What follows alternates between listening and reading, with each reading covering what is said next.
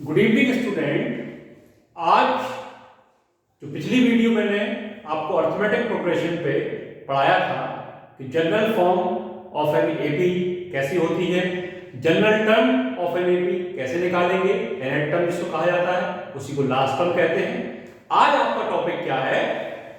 rth term from the last of an AP, मतलब पीछे से किसी एपी में आगे से कोई nth टर्म आप निकालते हैं, कोई भी टर्म निकालते हैं तो उसका फॉर्मूला तो आपके पास था, लेकिन आज क्या पढ़ेंगे अपन लोग, पीछे से कोई भी टर्म आपसे पूछ लिया जाए, 11th टर्म क्या होगी, 10th टर्म क्या होगी, फ्रॉम द लास्ट, पीछे से आगे की तरफ आपकी कोई सी टर्म पूछ सकते हैं, उसको मैं कहता हूं rth टर्म।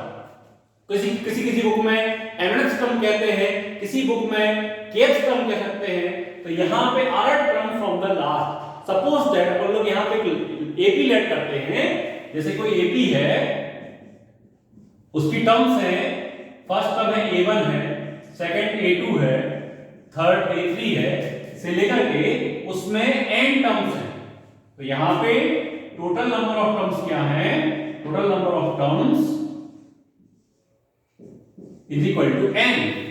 तो किसी एपी में n टर्म्स हैं टोटल, और n टर्म्स को अपन लोग क्या बोलते हैं? nth टर्म को अपन लोग क्या बोलते हैं?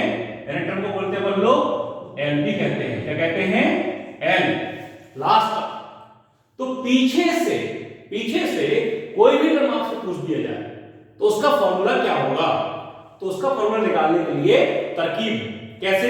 जैसे मैंने कह दिया, यहां पे आपकी कोई एपी है, उसमें टोटल नंबर ऑफ टर्म्स 5 है या 6 है, सपोज दैट 2 है, 4 है, 6 है, 8 है, 10 है और 12। There are 6 terms in AP. मैंने क्या कह दिया, यहां पे कितनी टर्म्स है? 1 2 3 4 5 6। यहां पे कितनी टर्म्स है? 6। तो टोटल नंबर ऑफ टर्म्स कितनी हो गई? Total number of terms is equal to 6। अब मैं कह दूं कि find second term from last. तो क्या होगी? 1 into, मतलब आपका क्या हो जाएगा? 10।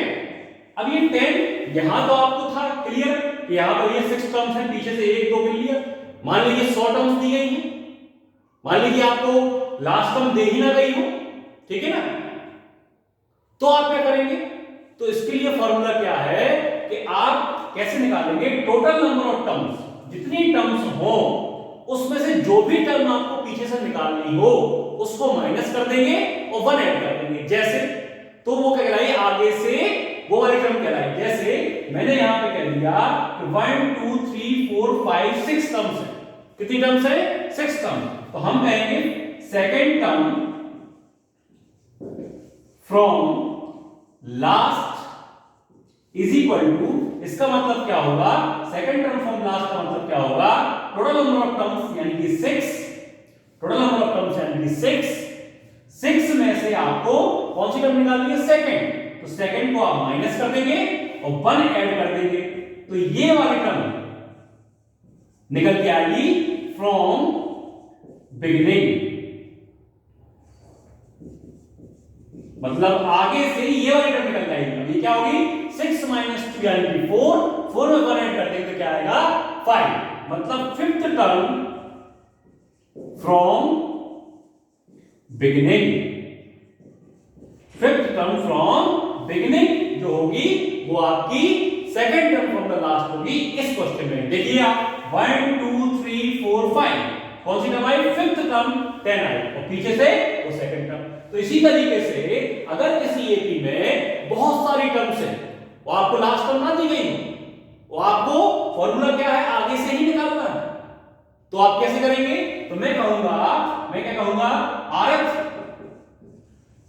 Term of an AP from last is equal to, पीछे से rth टर्म निकालने के लिए क्या बताया मैंने? जितनी भी नंबर ऑफ टर्म्स है आपके पास, कितनी है? n। तो n में से क्या करना है? r को माइनस कर देना, r को माइनस और 1 ऐड कर देना है। 1 क्या करेंगे? ऐड कर देंगे। तो n minus r plus 1th term कहां से आएगी? फ्रॉम मतलब शुरुआत से आगे से ये वाली टर्म क्या कहलाएगी, rth term from the last कहलाएगी। तो इसका मतलब क्या होगा, देखिए इसको निकालिए कैसे, इसको निकालने का तरीका क्या है, उसके लिए फॉर्मूला क्या आएगा, फॉर्मूला आएगा n minus r plus one term. तो मैंने आपको बताया था nth टर्म का फॉर्मूला क्या होता है, an equal to a plus n minus one into d. तो यहां पे n minus r plus one term आपको निकालनी है, तो क्या करेंगे, a प्लस जो दिया गया है, जो टर्म की बात कर रहे हैं उसमें से 1 माइनस कर देंगे। तो इसमें से 1 माइनस करेंगे तो देखिए n माइनस r प्लस 1 में से 1 माइनस करना, देखिए आंसर क्या हो जाएगा, n माइनस r। तो n minus r into d। तो rth term from the last of an ap is equal to क्या आएगा, a plus n minus r into d। a क्या है, उसकी फर्स्ट टर्म होगी, n total number of terms, r क्या होगा, जो टर्म आपको निकालनी है, 11th निकालनी है, सेकंड निकालनी है, थर्ड निकालनी है, और डी उसका कॉमन डिफरेंस। ठीक है बेटा, आपको एक फॉर्मूला याद करना है, a plus n minus r to d. या फिर उसके लिए दूसरा तरीका क्या है, जब आपको लास्ट टर्म गिवन हो, तब आप कैसे निकालेंगे, तो दूसरा तरीका मैं आपको बताता हूं, इसको नोट कीजिए और इस एग्जाम्पल के थ्रू आप समझने की कोशिश कीजिए।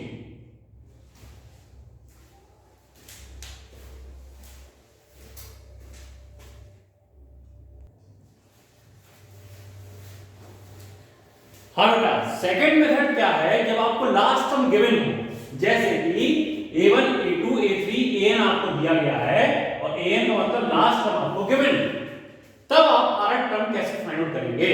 तो यहां पे देखिए rth term from last is equal to क्या होगा, अब देखिए पीछे से चलना है आपको, क्या चलना है पीछे से, तो मैं देखिए यहां पे इसके ab को मैं रिवर्स करके लिख दूं तो l आएगा, फिर डेडेस कोई टर्म्स आएगी, फिर a3 आएगा, a2 आएगा एंड a1 पीछे से आगे तरफ चल रहा है।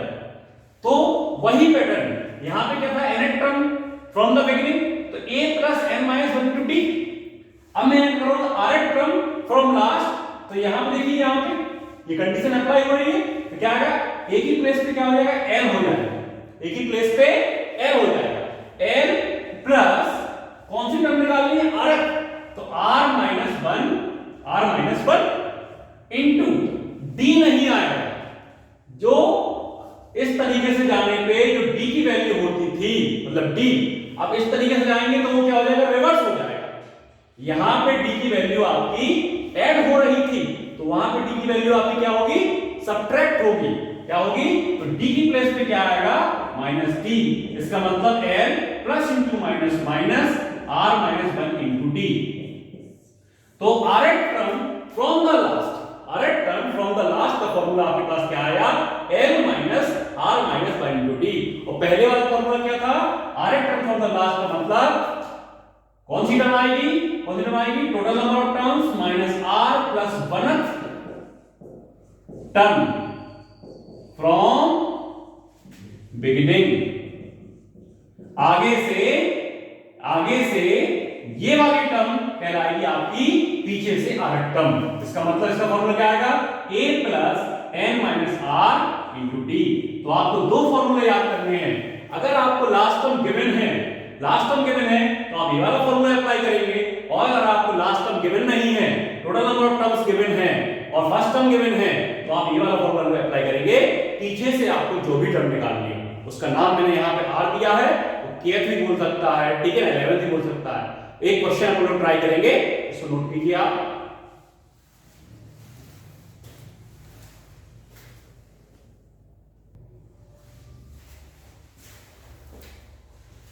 देखिए बेटा, आपके सामने क्वेश्चन क्या है, find the 11th term from the last term of the AP.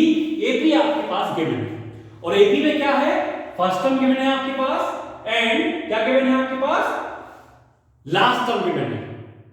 तो जब लास्ट टर्म गिवन है तो मैंने फॉर्मूला आपको बताया है, क्या होगा, 11th टर्म। क्वेश्चन क्या है आपके पास, 11th टर्म फ्रॉम लास्ट, तो इसका फॉर्मूला क्या होगा, मैंने आपको बताया है L जब लास्ट टर्म गिवन हो तो L minus R minus 1 into D, L minus R minus 1 into D, L minus R minus 1 into D।